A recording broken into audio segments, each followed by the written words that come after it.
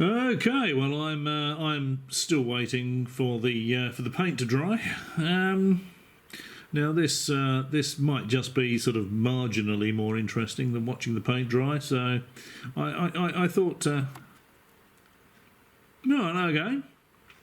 I'm still waiting for the paint to dry. So I saw this and I thought this might be marginally more interesting than watching the paint dry. So let's just have a quick look at this. This is one of our favourite piffle peddlers here, Mr. Jones, Mr. Kremlin-Jones. Now he is going to be commenting on this other guy's video. This other guy is a skeptic. I think he's quite a famous skeptic. I don't know much about him. I left a comment on his video the other day. But I can't say I've sort of heard of him as such, but apparently he's obviously quite a famous skeptic because he has a Zoom meeting with people like Avi Loeb and Chris Mellon and those sort of people every weekend. I think every Friday night, he said. Now, I don't know if he's got that on his YouTube channel. Maybe I should check that out. But obviously he must be quite well known, I would think, to get invited to something like that. I couldn't imagine myself being invited. With my piddly little YouTube channel with less than 1,000 subscribers and, you know, sort of half a dozen views per video. But still, you know, it's I don't know, a bit of fun, really. Okay, so Jones is commenting on this guy's video, and I'm going to comment on Jones's comments. Okay, got it. Now it might it just be a little more interesting than watching the paint dry. So let's just have a look at it. Where are we? Where's the bloody cursor gone? Here we go. I thought this was all lined up. I bring this up because I wanted to make a commentary on the latest UFO story, or UAP, which used to then stand for Unidentified Aerial Phenomena. Now it's Unidentified Anomalous Phenomena. You know, AEPD is Stephen Greer's new word. What was it? An Advanced Energy Propulsion Device. I still just let's just stick with UFO, shall we? Yeah, let's just stick with UFO because these new names just are getting ridiculous. These bloody sound levels are all over the place. Sorry about that. Yes. Titles keep changing, even though there's no more evidence than there ever was. Well, there is, but that's not this why. This was a huge news story this week. I'm recording this the week of June 7th. Well, so, you know, we can hear this guy, or we can hear Jones. You know, Jones is much louder than this guy. Jones, of course, unlike myself, feels compelled to actually appear on screen. You'd have to ask him why that is. A huge news story within the community, within the people who have an interest to this. It's not been a huge mainstream media story, literally until yesterday, when it became a huge mainstream story yesterday with this bloody piece of trash. That's the problem. Here today, in an article in a site called the Debrief, DEBRIEF. Never heard of it. It apparently is a science. Well, I have. If you study UFOs from a skeptical perspective, you should have heard of the debriefs, Mike. To be honest, I hadn't heard of the debrief either. Cool, you really should. Website? But I'm not a member of the UFO or the skeptical community. I'm just a guy that looks at this stuff and throws in an opinion, like many other people. And the title of the article is Intelligence Officials Say U.S. has retrieved craft of non-human origin. Yeah. This was published 2 days ago, June 5th, 2023. Leslie Kean and Ralph Blumenthal. If those names sound familiar, it's because they are. Leslie Kean is a ufologist. Not familiar to me, to be perfectly honest. And general believer in all kinds of paranormal, supernatural phenomena. So what? Netflix documentary series. That sounds like an accusation. I was talking. Well, yeah, that's right. But I mean, it's right to point out the author's bias. I think. You know, why wouldn't you point that out? He's going to talk about Netflix, the Netflix thing in a minute. We are. Leslie Keane is a ufologist and general believer in all kinds of paranormal, supernatural phenomena. She has a Netflix documentary series. Often they go hand in hand. Jones here believes in the paranormal. For example, on the afterlife. That's right. It's what's it called? Let me just find it. It's very good, actually. Is it really worth going through this bit? It's I can't remember the title of the thing, but it's a very good afterlife. Well, Surviving Death. Oh, there's a book, but she's written a book. Surviving Death by Leslie Keane. All complete codswallop, of course. There's no such thing as life after death. And it's a very, very good. It's a very good series, actually. Watch Surviving Death on Netflix. Surviving Death. I've actually watched it. You don't. Hang on. Let's just. You may say, "Well, I don't have Netflix." Well, you will find it. I'm not going to direct you to anywhere where it is, but you can find it in other locations. Put it that way.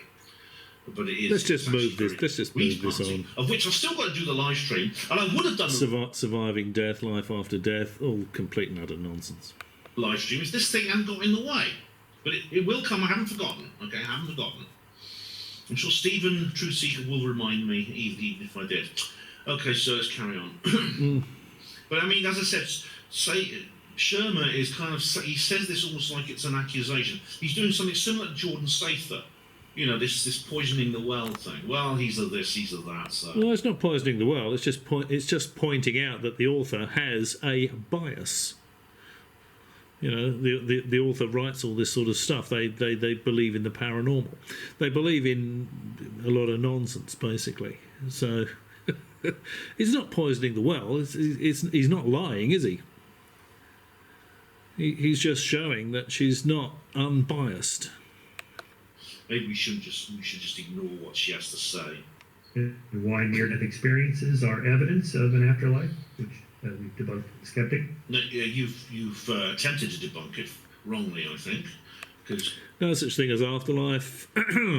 Complete and utter nonsense. Just like the UFO and ET business, there's zero evidence, tangible evidence to support the afterlife, life after death. It's drivel. So I have actually read. You see, I've read the skeptic side of the story when it comes to near-death experiences. And I've read the skeptic side of the story when it comes to near-death is not death, is it? If you're dead, you're dead. If you die and come back, then you never really died. You know, there's still some sort of activity going on in the brain, and goodness knows what that's going to cook up. That's going to depend largely on your own beliefs, I think. If you think you're going to see a tunnel and you're going towards your dead family, you know, or you're going to heaven and there's angels and you're flying around and all this sort of stuff. You know, this is what you're going to see. So yeah, I'd personally put a line through all that codswallop. Almost everything. So in my view, they haven't successfully debunked it, but they've had a good try. Ralph? Well, no one has successfully provided any tangible proof for the afterlife, have they? Be a Nobel Prize in that, I would think. Blumenthal did cover the Pentagon for the New York Times. I don't think he does anymore. But he's also the biography. Yeah, he does it as a freelance, in a freelance work, yeah. As I said, he was a staff writer for 45 years, and now he still writes them freelance. Biographer, he wrote a biography, of John Mack, who believes that, the psychiatrist who believes that the stories his patients were telling them about being abducted by aliens are true. Yes, that's because they are, for the most part. I mean, Jones is offering an opinion here. He's saying they are, as if he knows that they are, that it's truth. And of course he doesn't know that. He might have read Mac's book and formed that opinion, but he won't have seen any evidence that any of that is true. You know, science fiction stories written in a book by, doesn't matter if he's a professor at some university, you know, they're still science fiction stories without tangible proof to support the stories. You know, I was taken aboard an alien spacecraft, you know, oh really, okay, yeah, what happened then? Well, they did this and they did that, yeah, they let me go, oh, okay. Did they give you a souvenir, you know, a pen with the name of the spaceship on the side, something like that. Sample of materials to prove that this has happened, something that we don't have here. No, they didn't. Okay, all right. Well, next caller, please. And remember, Mac was the guy that went to the Zimbabwe school, aerial school in Zimbabwe. And Mac had a bias in this as well. And there was Cynthia Hind, that's right, was a UFO investigator that interviewed the children at Ariel School very shortly after the event. None of them mentioned these ecological messages they got from the aliens. All this bloody twaddle that appeared, a month later when Mac went over and interviewed them. So I strongly suspect Mac put all those ideas in their heads. He probably would have said, well, I interview lots and lots of people, and these are the recurring themes that they tell me, and the kids suddenly come and start delivering all these recurring themes. So this is it's all nonsense. There's no tangible evidence to support any of it. John Mack. I've not read this biography by Blumenthal of John Mack, but John Mack was an admirable character who had a huge amount of moral courage. He didn't go into psychiatry and psychotherapy with the intention of proving that UFO alien abductions were real. He addressed it as a psychological phenomenon at first, but came to his conclusion through evidence and reason, all the things that skeptics like. Except there isn't any. There is no evidence. That's the thing, Mac didn't produce any evidence. He didn't go on 60 Minutes and say, well, here's a T-shirt some aliens gave a client of mine, a patient of mine, when he spent, a day and a half on their spacecraft. It's made of a material that we don't have on Earth. You can cut a little piece off and get it analysed if you like. There is none of that. There is no evidence. There's only stories. It's a recurring theme through this whole UFO, ET, alien abduction, alien contact business.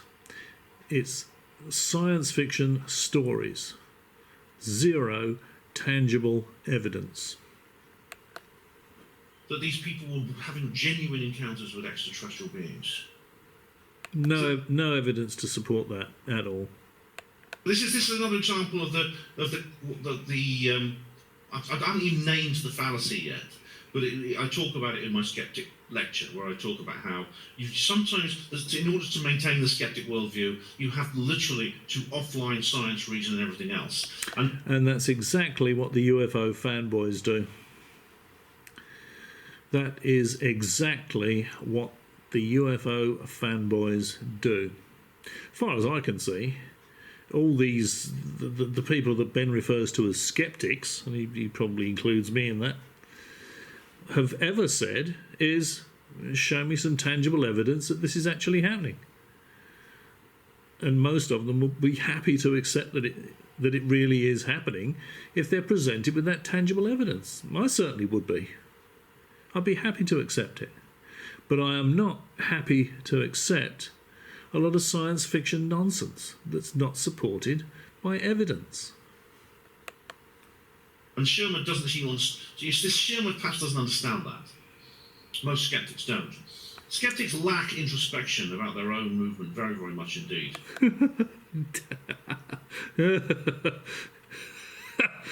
Well, I'm not a part of a skeptic movement, I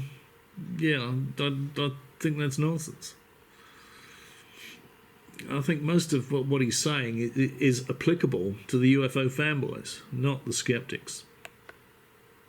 And so that gives you some hint of Leslie Kean and Ralph Blumenthal's. Well, it explains how you're attempting to poison the well by saying, well, they did these things I don't agree with. No, all he's saying is these people have been involved in this for a long time. They have they are pro UFO ET. That is their bias. They have an interest in the subject. they're making money out of the subject. That's what he's pointing out. It's not poisoning the well. He's not lying, is he? That's what they do. And they're the people now behind the David Grusch story. So if you're watching this, maybe, it's almost like he's trying to put people off a priori. Orientation to this subject. They're often portrayed in the media as, serious journalists or world-class journalists or something. They're not journalists in the sense of the New York Times hiring objective journalists who are... Ralph Blumenthal was a staff writer for 45 years at the New York Times, Michael. Leslie Kane has written freelance articles for the New York Times. Blumenthal still writes freelance for the New York Times. What are you talking about? Just writing stories about different topics. Can't comment on that. I don't know their history beyond the UFO stuff. Without a particular agenda. They have an agenda. They think... And only I'd never heard of these people until last week, I think it was, when I first saw this Grusch stuff. And I think it was the guy from the New York Post was saying, oh, it's this, Keane and Blumenthal. And I thought, oh, yeah, okay, they broke that story. They're the sort of, they have an interest in this sort of thing, and they're making money out of it and writing books about it and stuff like that. So that's the only reason I know about it. But I've zero knowledge of their careers as such. We have already been visited. You have an agenda too. You have an agenda too. By aliens. Yeah, but the agenda of the skeptics is to get to the truth. It's not to swallow all these science fiction stories and say, yeah, okay, yeah, I believe that, so I'm going to repeat that as truth without any tangible evidence. You don't know that it's true, Ben. You've formed an opinion that it is, but you certainly haven't seen any evidence that any of this is true because nobody else has. You have an agenda which says that you want to prove that we haven't been visited by aliens. This idea that skeptics... Well, you can't prove that we haven't been visited by aliens. It's up to the people that are saying we're being visited by aliens to prove that we're being visited by aliens. That's all we want to see. We want to see evidence. We want to see tangible proof, tangible evidence that this is happening. And we're not seeing that. It's like, oh, well, but I'm a skeptic, so I am this kind of emotional blank canvas. Skepticism is not a belief system any more than the off switch is a TV channel. Well, I don't know where that's coming from. I mean, it's just logical thinking, isn't it? Critical thinking. Maybe Jones is incapable of it. Maybe it's as alien to him as the aliens. That's my skeptic talks, guys, because I'm not going to put a link to it. He turned his sound down. It sounds a bit quieter now. You can find it. I've comprehensively discredited that entire notion. He is a... No, he hasn't. He thinks he has. I've seen his skeptic talk. It's a lot of crap. True believer as much as anyone else is. He has a bias. No question about it. And you don't, eh, Ben?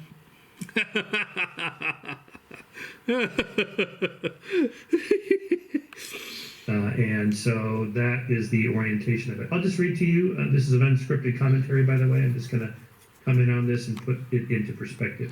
I'll just read you the first few paragraphs. Okay, I'm just going to skip this bit. A former intelligence official This is such a government bureaucracy issue here. To investigate from Grusch. We are not talking about... The only reason I'm skipping this bit, he's just introducing the subject to his viewers, which I don't need to do on my channel because you're already familiar with it because I've already done so. Prosaic origin. Letter saying the DOD knows I'm saying this. Okay, there we go. Even seen photographs of anything on this on Twitter all week. Signatures, he said. Close quote. Okay, final quote here from Grusch. We are not talking about prosaic origins or identities. The materials include intact and partially intact vehicles that he says are of extraterrestrial origin. Okay, I have been commenting on this on Twitter all week. I know, because I follow him on Twitter. Let me just kind of go through some of these comments. Yeah, I've not actually replied to him on Twitter. I've put 2 comments on this video, by the way, and I've already had a reply, which maybe I'll bring this up if I remember at the beginning. It doesn't say whether the replies from this particular guy, though. First of all, This guy, Grusch, David Grusch, has not seen anything himself. He says that. He says he's not even seen photographs of anything, like vehicles or alien bodies or materials of any kind. His sources are secondhand or third-hand. And further, it has come out... Well, this is basically Stephen Greenstreet's... this was his criticism as well, which, of course, I addressed at the time. It doesn't matter. Of course it does. You know, unless you're a UFO fanboy that's going to swallow all this bloody nonsense hook, line and sinker, of course it matters. It matters to any critical thinker. It matters to any real researcher. Because a real researcher is going to say, well, this sounds pretty fanciful to me. For me to believe this, I'm going to need to see tangible evidence. Jones doesn't say that because he's a UFO fanboy. This is all true. None of this is... The fact that the guy that's this so-called whistleblower has never seen any of this stuff, he's never handled any of this stuff, Jones says, doesn't matter. You know, of course it does. He's completely clueless. I think he does live in he lives in cloud cuckoo land, Jones. If he did or not, he had knowledge. He was in touch with people who knew about these things. He was in touch with people that told him they knew about such things. He hasn't seen any evidence of that. So Grusch is choosing to believe them. Jones is choosing to believe Grusch. So you can see how these stories spread and they get out of hand, they get embellished, you know. But when you drill right the way down, there is nothing to it at all. He has enough information from these sources to bring it to public attention. Now, I don't see what's wrong with this. I don't see why is this stuff. This often happens. What's wrong with it is there's no evidence. It's hearsay. It's second, third-hand information with no tangible evidence. It's as simple as that. You go to court sometimes with hearsay, and it will be submitted as evidence. I think I've actually used this clip, haven't I? You can't go to court with hearsay. It's nonsense. You know, politicians are quite selective about this because do you remember Iraq, the weapons of mass destruction? Oh yeah, we've heard from somewhere. Somebody told me that Saddam has weapons of mass destruction. It turned out it was... Yeah, I mean, I have done something on... Just this little brief clip here, because I remember this part of it. And, yeah, I think what actually happened there was the Americans wanted regime change in Iraq. You know, they wanted to put a sort of puppet president in there so that they could run their V8s on cheap petrol forever, you know, for the next 50 years. That's what that was all about. And they used the weapons of mass destruction argument as a pretext. And they thought it would be safe to use that as a pretext because the Americans had sold Saddam anthrax during the Iraq-Iran war. So the Americans knew as fact that they had sold Saddam a weapon of mass destruction, the anthrax. And if they'd have gone in there and found the anthrax, they would have said, yeah, there you go, it's all done, dusted, sorted. But they didn't find it. They didn't fabricate it, though, did they? They didn't go in there and say they'd found it when they actually hadn't. But that's what that was all about. They wanted regime change in Iraq. They thought they were on a pretty safe wicket by saying by doing it on the weapons of mass destruction ticket, if you like, simply because they'd sold Saddam a weapon of mass destruction. Simple as that. It's like a fake PhD paper, things like that. Two countries went to war on the basis of that so-called evidence, which turned out to be fake. Okay. So now he's saying, well, we shouldn't even look at this evidence, which has a... Well, it wasn't fake. They didn't produce any evidence of weapons of mass destruction. It was intelligence reports, wasn't it? But there was... This is a bit like the UFO thing. There was no tangible evidence of it. It was all these intelligence agencies were telling the governments that they had that, and they were sort of advised by the CIA that, you know, it's safe to back us up on this because, you know, we sold it to them. There were pictures of Donald Rumsfeld shaking hands with Saddam Hussein and smiling and looking into a camera, you know. They thought they were as safe as houses doing that on that ticket, and unbeknownst to them, Saddam had destroyed the anthrax. This is a complete aside. It's got nothing whatsoever to do with this story. Well, wait, because it's definitely fake. Well, what if it's true? What if it's true? Some people still insist that whole Saddam weapons of mass destruction thing was true. Defenders of that war still insist, oh no, it's true. He did have the weapons of mass destruction. Nobody is saying that he had the weapons of mass destruction. They're all saying, egg on face, we got it wrong, terribly sorry. Destruction. We know because of A, B, C, and D. Coulthard and Grusch and Zabel made this point.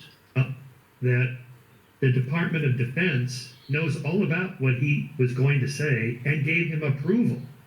Yes. He presented a letter saying the DoD knows I'm saying this. Yes. And they approved everything I'm saying. And? Okay. And they don't care, so it's obviously not top secret information, is it? I'll go as far as to say that almost guarantees that what he's saying isn't true. That's why. It's pretty bloody obvious. I've already explained why that's... And Leslie Kane herself actually explained on News Nation why that this is what this is really all about. They did indeed, and the reason could be because of the reason that Karine Jean-Pierre says, "Oh, don't talk to me, talk to the DoD." The DoD are now operating independently from the US federal executive. There's a schism within the administration, and the DoD, at least some people in the DoD. No, she just said that because they don't really deal with that sort of thing. You know, they're sort of an administrative outfit, and the people that deal with the nuts and bolts of it are the DoD. So she said, well, the Department of Defense. Just ask the Department of Defense. If there's anything to it, they'll tell you. As I said, the 17th letter. Jordan Sather doesn't understand this. There are literally people now in control of the truth embargo. No. I mean, this 17th letter is Q, isn't it? It is all nonsense as well, and it's only people like Jones that believe any of it. It's you've got to be completely detached from reality to believe any of that Q codswallop. Who want disclosure? This is why they're letting him say this. So if that's true, then isn't that an admission by the DoD that all of this is true? Yes. Or is it a campaign of misinformation? Of course it isn't. Grusch goes on and on about how he can't say... Well, this is why I said we have to be on our guard for misinformation, but we shouldn't assume misinformation is happening. More when he... You certainly shouldn't assume it's true, like you're doing, Ben. Faces journalists who ask him probing questions like, how do you know this is true? And where's the evidence? And can you tell us exactly where these sources are? Yeah, that's what Coulthard did, who you no doubt dismiss as another UFO-believing nutcase. And so on. Well, he's certainly a fanboy. And he says, no, I can't because there would be retaliation against me. Retaliation by who? The Department of Defense says it's a... Yeah, he's already on TV talking about it. Okay. Well, it's obvious whom. He's still bound by certain rules, which means he can't just spread classified documents on the table like playing cards. There's a process, Michael. Well, he hasn't got any classified documents, has he? He's told us that. That's why the DOPSA, the people that sort of defence clearinghouse, publication clearinghouse people have said, you can tell them that if you want. That's not going to do us any harm at all because it's all nonsense. Go ahead. We'll sit back with our bucket of popcorn and have a chuckle. Well, a process. Have some patience. To go out and say this stuff, then who's going to retaliate against it? Because, as I said, there are people within the DoD who want disclosure. There are also people. The truth embargo still has power. It still has the look. It's still no such thing as a truth embargo. This is just another science fiction story created by people like Jones and Bassett. Has the ability to control Fleet Street. No one has the ability to control Fleet Street. Absolute nonsense. Do you think this would? Do you think if the truth embargo was completely controlled by the 17th now, do you think this would happen? Do you think we'd see this shit? There is a reactionary force at work as well. Allegedly, it's the government going to retaliate. You know, they have to believe that because they want this reactionary force to bring about this disclosure. Of course, it won't happen because there's nothing to disclose. There's no inside reactionary force. It's all claptrap. Oh, yeah. Who would the government? Okay. The story just gets Right, crazier as you go No, it's not crazy. on or not. I quoted Chris Mellon. Chris Mellon is the former Deputy Assistant Secretary of Defense for Intelligence, former Minority Staff Director of the Senate Select Committee on Intelligence. He's now out of that, but now commenting on UFOs. And he tweeted on June 3rd, "I've always believed that the public has a right to know if our government has proof of that some UAP are off-world origin. Lately, I've also come to the conclusion that if true, revealing this incredible secret would also be very much in the interest If true is the important part of that statement. of our nation." And indeed, it goes on a little bit more than that. Oh, yes, obviously, we're all interested, Mr. Mellon, on whether UAPs represent Of course we are. extraterrestrial, off-world spacecraft. That would be good to know. You said you've been studying this subject since 2017. I've been studying it since the early 1990s. We founded Skeptic Magazine in 19... Yeah, I've probably been studying it since the mid-70s. 92. Carl Sagan has been studying it since the 1950s. Calls for government disclosure go back to the 1940s. And yet, nothing has been disclosed. Nothing. Millions of leaked documents, classified documents, through WikiLeaks, Afghanistan papers, the Pentagon papers, and all the different tranches of leaked documents, as well as Freedom of Information Act documents. Nothing. What about Majestic 12? What about Psalm 91? Yeah, provenance is all dubious with that, isn't it? Majestic 12. There's 10 times as many people saying it's all faked than people that are saying it's a real document. There's no evidence that is an official document, that the provenance is not provable. It was slipped under somebody's door, wasn't it? What about was this Stanton Friedman or those other two guys that kicked all this bloody Roswell nonsense off in the 80s? UFO documents do sometimes come to light. It's just people then say they're fake. As confirmed in Because they are. any of these claims. Zip. Nada. Zero. 76 years since Roswell. And nothing. No evidence whatsoever. Rubbish. There is evidence. Now, just Yeah, but Jones would consider me typing up a letter, making the paper a little bit dirty, saying it's from some professor that's been examining a recovered alien spacecraft, dated 1948. If I slipped it under his door, you go, wow, look at this. This is conclusive proof. This is all real. Because they want it to be real. None of these documents are credible. Edward Snowden and Julian Assange have not released anything about UFOs, possibly because just because they have access to classified information doesn't mean they have a need to know about everything. Assange's contact was Chelsea Manning, who had a... Yeah, that's true. But there might have been people that were involved with a program like that, the UFO program, if it were in fact real, that would have slipped Assange information to put on WikiLeaks. It's not just a case of Manning and Snowden. They may very well, not have, as Jones says, been read into any kind of UFO program. But if the UFO program was real, it's going to involve quite a few people. It's not going to be a handful of people in this shed in Nevada. Then it would only take one of them to leak some documents to Julian Assange, and it would have been all over WikiLeaks. But that never happened Because there is no UFO program. There are no documents to leak. The high security clearance and a need to know about certain things to do with the Iraq occupation, which is how he, she, or it came across this film from a helicopter showing the Americans accidentally shooting dead some journalists and then trying to cover up their blunder. And he, she, or it says, no, I want to bring this out. So, and did so, an enormous cost to them, he, she, or it.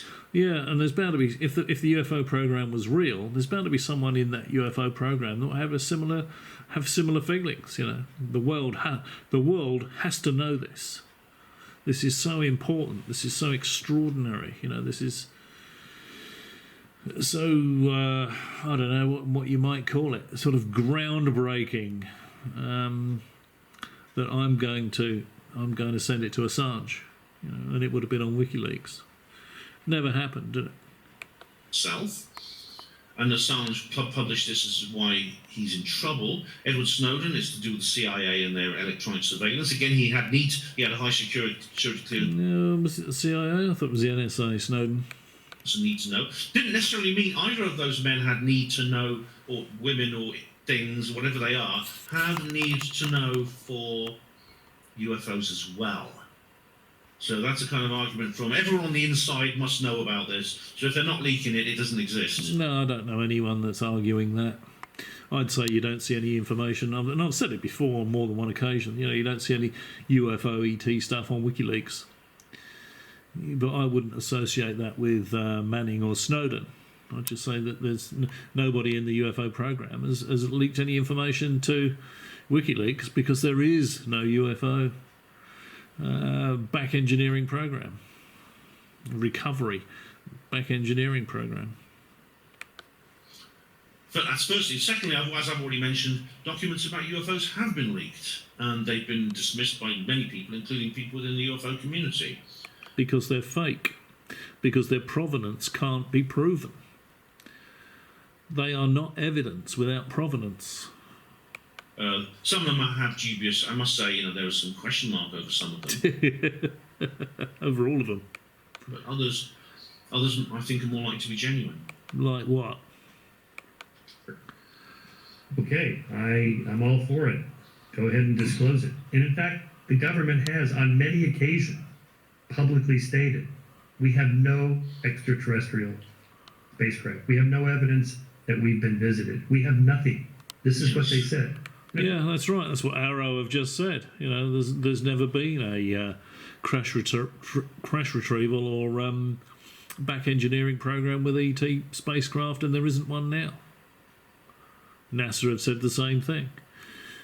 You know, they would be open about it. They would be transparent about it. If they come across anything ET related, they would tell us.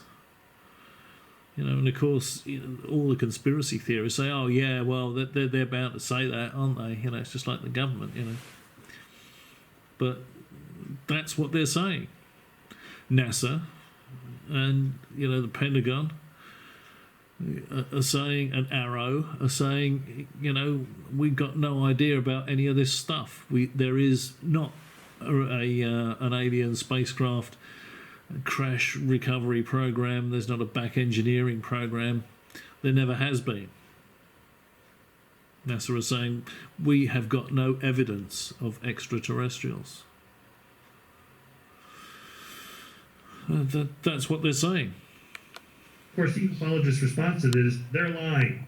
Well, if there's evidence they're lying, then yes. Well, there's not, though, is there? That's the thing. You know, Jones is never going to accept anything other than the American government saying, yes, we've been lying for 75 years, Roswell was all real, we've got a flying saucer back engineering program, ET is here.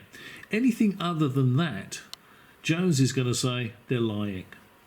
It's suppressed, it's all covered up, there's a truth embargo. You know, he's not interested in looking for evidence. He's happy to accept these science fiction stories with no tangible evidence to back them up. Yes, governments do sometimes lie. They do. But no, Michael, they always tell the truth when it comes to this subject, don't they? Come on, man, you're being a bit selective now. That doesn't mean that your pet theory is true. Maybe they're telling the truth. But this idea Why do you assume they're telling the truth? that we demand disclosure, and the government says, okay. Yeah, we're not seeing any evidence to the contrary, are we? We're not seeing any leaks with evidence to support the leaks, are we? We have nothing. That's our disclosure. Yeah. And if your response to that is, well, you're lying, then that implies that the only correct answer, the only acceptable answer that you'll take from the government is, we're hiding the aliens. Yeah, Exactly, yeah. This guy, I can't remember his name. This fella here and myself are definitely on the same page, I think. He's saying exactly the same things I say. that's because that's not just us being stubborn or just us, having an unfalsifiable hypothesis. This is because there is other evidence. There's a corollary case to suggest that the government are doing this. And so when they deny it, it flies in the face of that evidence, which indicates they're being deceptive. And as you just said, governments... What evidence is this? What have I missed? Sometimes lie, and they are this time. Okay. Well, Jones doesn't know that. That's just his opinion. It's worthless. Note that the astronaut naval aviator Scott Kelly, the famous Scott Kelly, tweeted, well, actually Can't say I've heard of Scott Kelly, to be honest. gave a speech that somebody tweeted posted online, which I retweeted, that astronauts and pilots are no better at making observations than anybody else, and they are just as susceptible to illusions, optical illusions. Well, of course they are. They're people, aren't they? They're humans.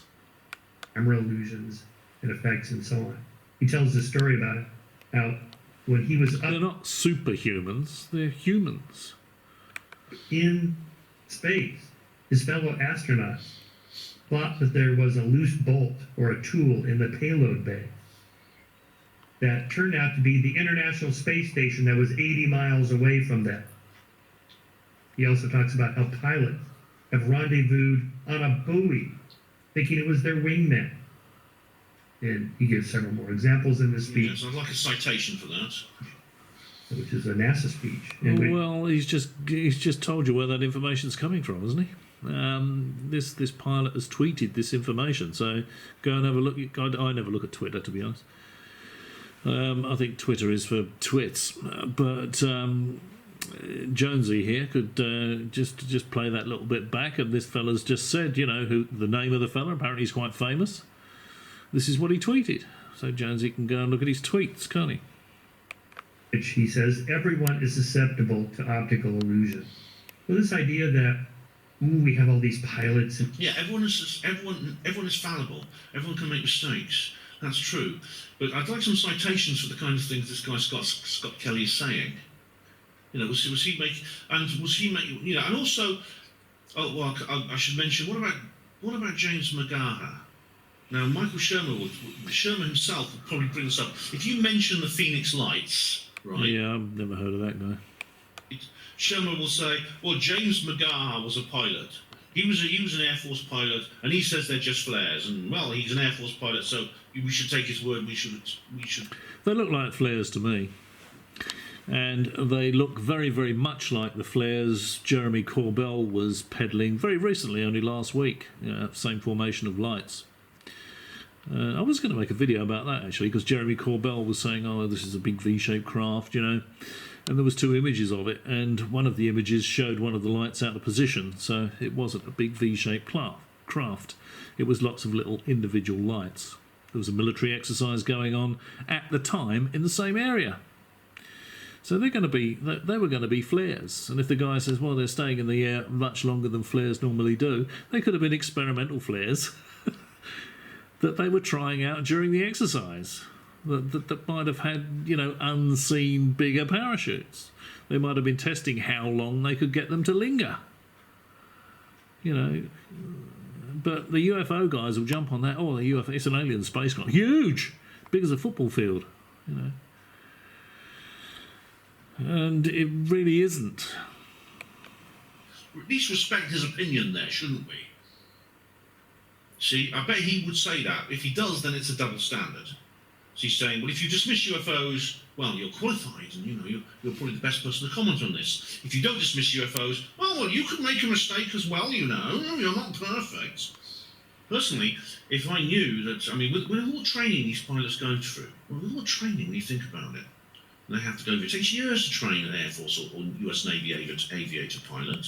Yeah, but they're not trained to look at UFOs, are they? And I suspect that they're not going to be, when they're chasing around and they're playing dogfighting and they're doing the low flying and all that sort of stuff, it's normally fairly quick. They're flying at sort of 250 miles an hour, something like that. They're not going to be used to engaging balloons that are practically stationary, or they're drifting, or they're doing 50 miles an hour. They're going to come up on them very quickly. It might give them the impression that the balloon is coming up on them very quickly. I don't think that's beyond the realms of possibility at all. Right. Especially if they've just had their heads filled with this UFO nonsense over the radio. And they rendezvous on buoys and things like that. And now these are aircraft which have sophisticated missiles and cannons and all kinds of weapons, and they might mistake a buoy for an aircraft or a block. Yeah, that is hard to believe. I mean, he's talking about a buoy that's floating around in the ocean, and the guy was going to form up on it and fight a plane. That is hard to believe. You'd certainly hope that guy would be flying for the enemy.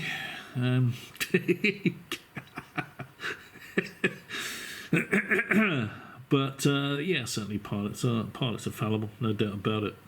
I wouldn't give any credence to any more credence to a pilot than a sort of copper on the beat, really, or anybody else.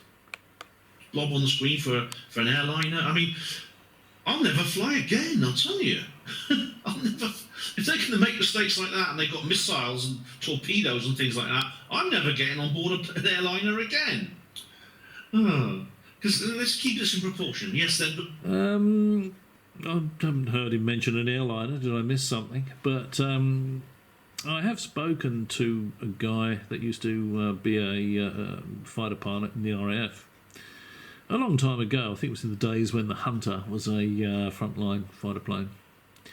And he said that they used to practice their interceptions on airliners. So they come up behind the airliner and just go taka taka taka taka taka, and that sort of thing. Obviously, they don't arm their weapons. They don't lock any guidance systems onto the airliners.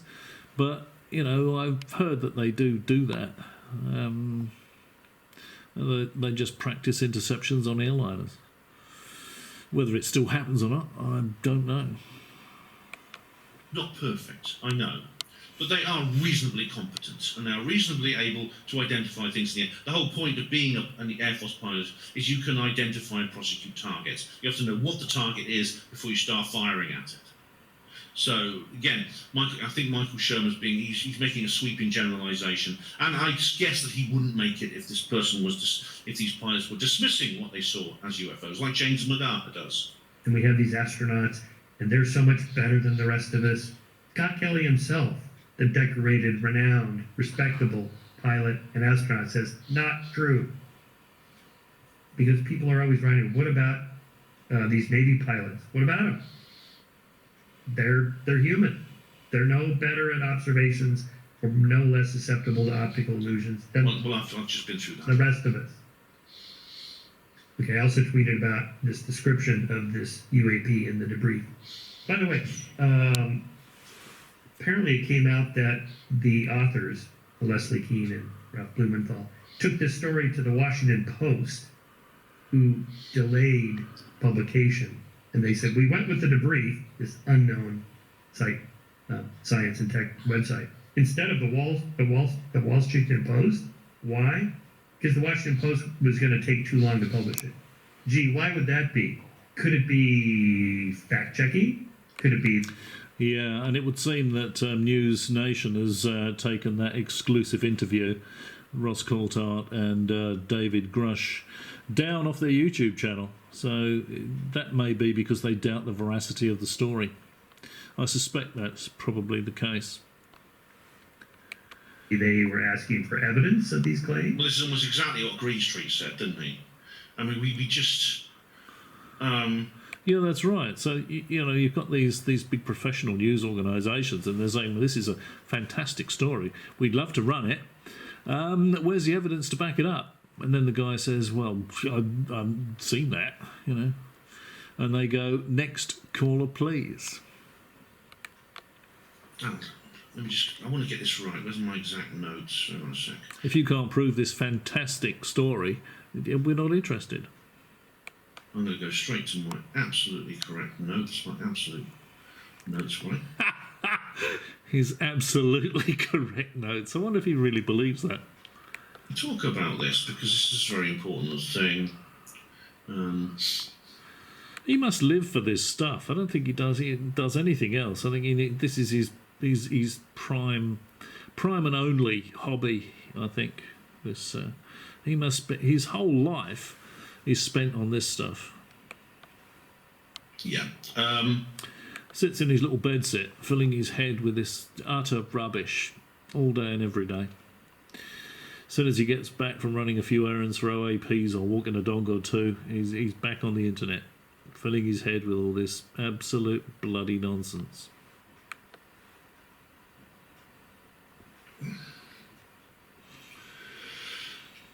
Where was it? Okay, I can't find it in my notes. Well, if I remember what I said correctly, they talked about the need. The delay really was unacceptable because of the schedule of Congress. If I remember correctly, Congress basically we have a window of opportunity for a few months, in which Congress can organise hearings and things like that. Then it's all eyes down for the. Yeah, well, they'd have to say something, wouldn't they? But if you could prove E.T. was coming to Earth, if you could prove that the American government had been back engineering, or anybody else, had been reverse engineering an extraterrestrial spacecraft, that would be item number one. Whether it's the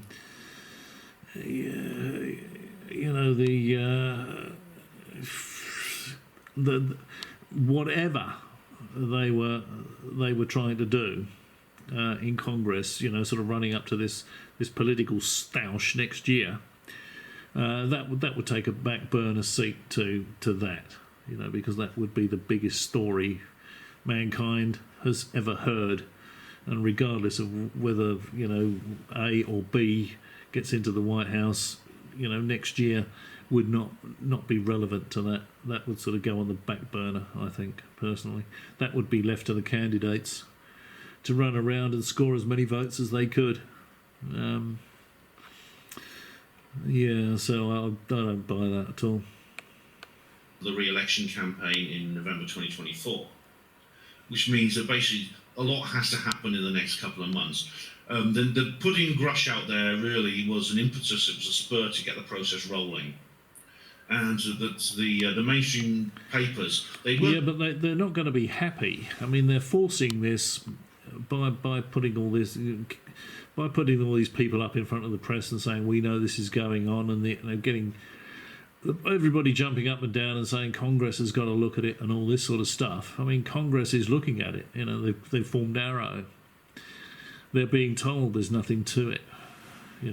How many times are the UFO fanboys going to have to be told by Congress there's nothing to it? By Arrow, there's nothing to it. By NASA, there's nothing to it. It's sort of bringing it to a head, but that's all they're going to hear.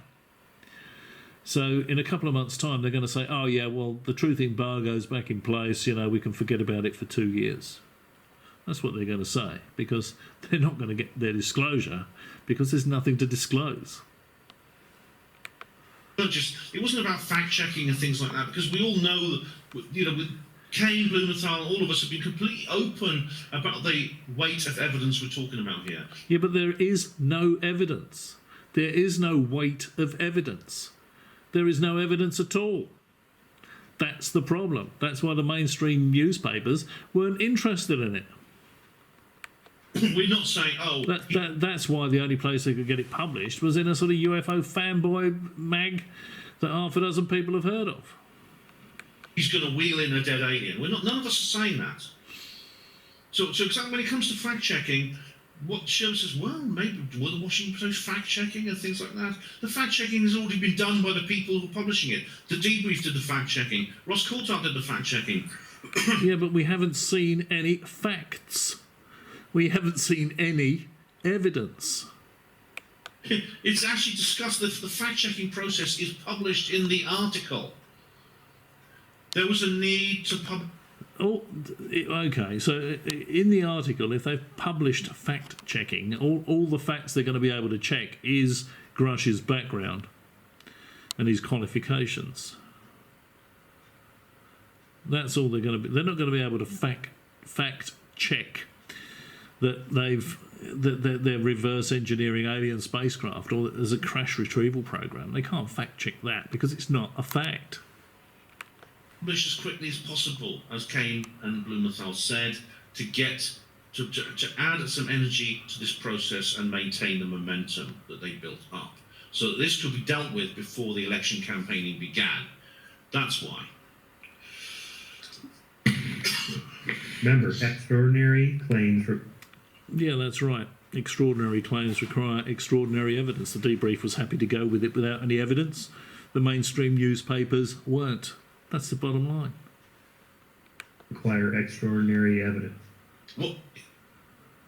Extraordinary claims require extraordinary evidence. My God, Michael, that is so original. That is so original and witty. It's not meant to be witty. It's perfectly true. Oh my God, I must make a note of that. Pen, paper. Extraordinary claims require extraordinary evidence. I'll write that in my notebook here, and I'll get it out at parties, and I'll wow it. I'll wow people with it as I recite it, and everyone will think I'm so cool and I'm so clever. I'm such a clever guy. That's what. No, they'll think you're capable of critical thinking, and that you understand why an extraordinary claim requires extraordinary evidence. I mean, Jones here clearly doesn't, does he? He has no grasp of that. I'll do. I'm so erudite and sophisticated. Oh, I thought of another one. Michael, get your pen and paper out, right? It's good to be open-minded, but not so open-minded that your brain falls out. Hey, that's good. Write it down, Michael, because you don't want to forget that. You don't be. Oh, was it? Okay. Yes, we're all atheists about the old gods, but atheists go one god further. Yes, that's another one. That's great. Let's keep them coming. Keep them coming, guys. But you know, I'm being sarcastic, of course. This is a claim of the most extraordinary nature. It would be... How many extraordinary points does it have, Michael? It's extraordinary is a qualitative assessment. I go into this in my skeptic talk. Yeah, and he's completely and utterly wrong and talking rubbish, as usual. Now, I'll give you an example. I actually left a comment on one of these videos today, I think. Jonesy really doesn't understand this, you know, that an extraordinary claim requires extraordinary evidence. Now, if I said, I have a dog, that's not an extraordinary claim. Lots of people have dogs, don't they? Now, if I said, I have a dog and it can fly, that is an extraordinary claim. That would require extraordinary evidence. If somebody told me they had a dog that could fly, I would say, yeah, right. I would have to see the dog flying to believe that. That's the difference. And Jones can't seem to understand this. You know, what is an extraordinary claim?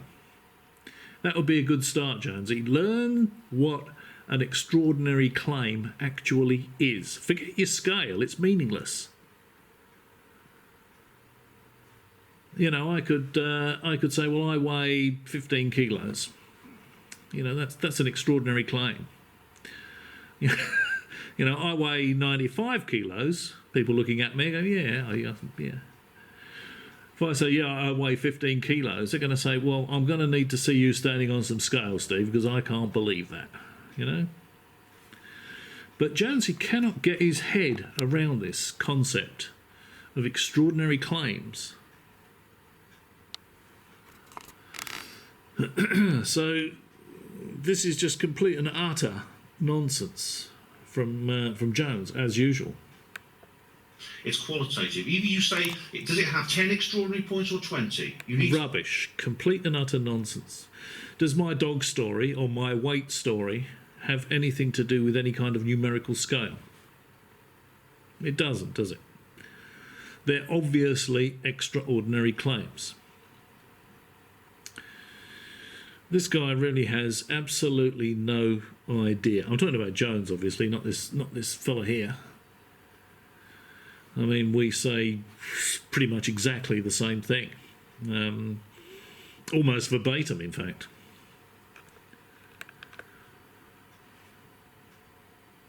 to state that, and then the purpose of the person making the claim, that the duty of the person making the claim is then to provide some evidence with that same level of extraordinary points. If you can't say how many extraordinary points there are, and you're just talking qualitative terms, then it's a non sequitur. Absolute rubbish. Extraordinary claims require extraordinary evidence. I've just given two perfect examples. Show me a flying dog. I couldn't stand on some scales and demonstrate to somebody that I weighed 15 kilos. That would be an extraordinary claim. It's got nothing to do with a numerical scale. This is just wriggling nonsense that Jones has come up with in his head because he thinks it's a worthwhile argument against extraordinary claims. Extraordinary claims require extraordinary evidence, and it isn't at all. It's ludicrous. It's like this ridiculous 2 + 2 = 5 argument that he thinks is so clever, and it's just complete and utter rubbish. He's just not smart enough to see it, I think, is the bottom line. Greatest discovery in human history. We have made contact. We have solid physical evidence of extraterrestrial visitation. And the evidence for this is nothing. Second or third hand stories. There's no photos. There's not yet. No physical. Yeah, but he's perfectly correct, isn't he? He's absolutely right. Jones is saying not yet. Not yet. That's completely irrelevant. There are no photos. This list of stuff that is not available, this guy's going through, is the situation. None of this evidence is available. And Jones is saying, it's got to be there. It's just that we're not seeing it yet. He can't grasp, he can't understand evidence. Bother look at this. He just cannot understand the word evidence. Well, evidence? And you wonder why the Washington Post may be hesitant to publish that story? I've already been through that. We've explained why. Sorry? You haven't explained why, Jones. You've given your opinion as to why. But this fella here is right about why they didn't publish it. It's because they probably fact-checked it and there weren't any facts. Zero evidence. So, new caller, we're not going to touch that story. News Nation looks like they've dropped it like a hot brick. And these UFO fanboys need to just take a step back and take a look at themselves and look at the comments they're making, because they're making themselves look ridiculous. Here was the description of exotic origin, non-human intelligence, and so on. I read this. I didn't read this part. Based on vehicle morphologies and material science testing and possession of unique atomic arrangements and radiological signatures. Really? Well, can we see the data, graph, the charts, the chemical analysis? Anything? No. Yeah, you cannot. You probably will be able to at the hearings. Yeah, but but Jones doesn't know that. It's not available. We haven't seen it. Okay. Are there any photographs? No. Do you want the guy to spend the rest of his life in jail? We want the guy to produce the evidence to support his extraordinary claims. That's all we're asking for. The Department of Defense have given him permission to speak about it, but not to reveal the documents. What are you asking from this guy? Is any of your sources actually seeing these spacecraft? No. Or maybe No, that's not true. They have. somebody who knows somebody They have told him they have. said they saw. Okay, this is the problem. This is what constitutes evidence. It's always been this bad. And that description I read about this whistleblower, David Grusch, being, a decorated combat officer. When you have no evidence, this is what you have to do. You have to prop up the credentials of the observer, of the whistleblower. Okay, and it just showed you that. But we've just been through that. You would do exactly the same. Well, Lazar did that, but he invented all the credentials. That was Bob's problem. If it was James He McGuffey. got torn to pieces. You would do exactly the same, Michael. You're a hypocrite. Or I suspect you would do that, which means I suspect you would be a hypocrite. Nothing hypocritical about that at all. The credentials don't matter. That's They're right. just as susceptible to being fooled. Absolutely. Continuing on this. Absolutely right. As I described in one tweet, this is the latest semi-annual "the government is hiding alien spacecraft with a half-life of 2 weeks" that will result in zero. Yeah, why have I never heard of this guy before last week? I think I'd enjoy looking at his stuff.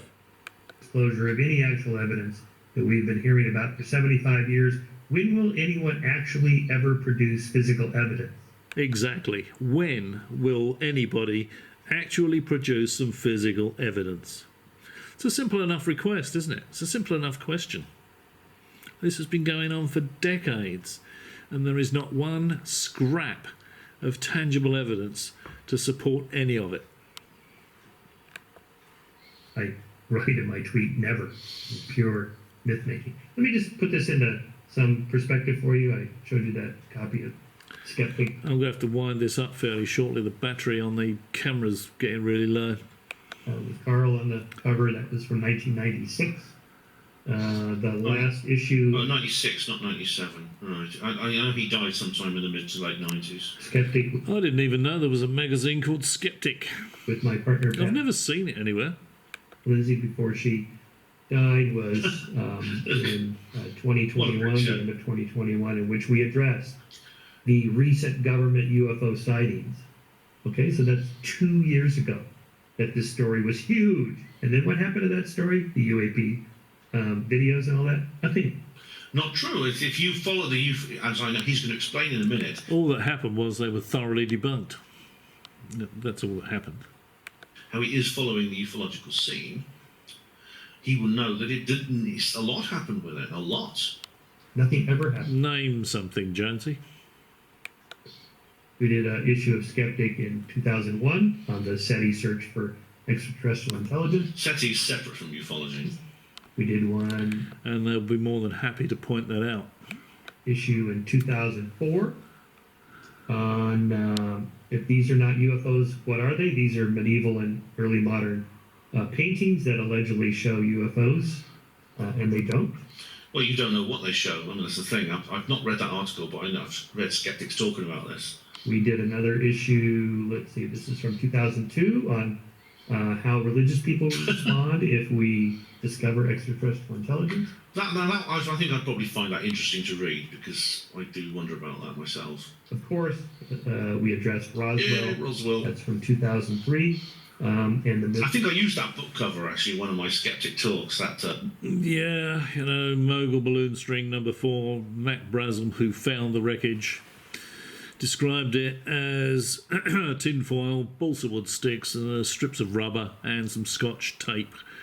That was the description of Mac Brazel from Mac Brazel, who found the Roswell wreckage. He found it on June the 14th, so obviously had nothing whatsoever to do with the storm on July the 7th, July the 8th, whenever it was. This Roswell story is complete and utter nonsense. Magazine cover, rather. The guy that ran the Mogul program said he fell about laughing when he saw the RAAF captures disc or something like that in the Roswell newspaper. He fell about laughing because he knew it was balloon string number 4 that came down on Brazel's ranch. The whole Roswell story is just complete and utter rubbish. ET story, rather, is complete and utter rubbish. thinking behind that. Okay, so the point of that is to show we've covered this story for 30 years. You have indeed, and your position on it has been wrong for 30 years and longer. And well, it's your position that's wrong, Jones, because this fella here, I'm looking at this with a camera viewfinder, I can't read his name. This fella here is absolutely right. All he's saying is nothing's happening, no evidence has been produced over all these years. And he's absolutely right. And Kremlin-Jones here is absolutely wrong. He just chooses to believe all these science fiction stories with zero evidence, absolutely no evidence to back them up. And just to put it into perspective, we still have no evidence. Nothing. Yes, we do. Nada. No, we don't. You think we've got some evidence, Jones? Present it. Get your Nobel Prize. Make the huge announcement for mankind. If you think there's evidence to support this ET visitation nonsense, present it. 30 years of just for skeptics. In your position, in your view as an editor of that magazine, you believe there's been no evidence, but there has been. No, there hasn't. It's critical thinking. That's all it is. Something Jones here is incapable of. There has been evidence which you have ignored and dismissed. And we've been... Well, what evidence are you talking about? Why don't you do a program, Jones, and present the best evidence you've got for ET visitation, and we'll have a look at it. Been looking, we've been asking, we've been digging. If we had evidence, we would show it to you. Well, you've been digging and you've dug things up and then just thrown them away.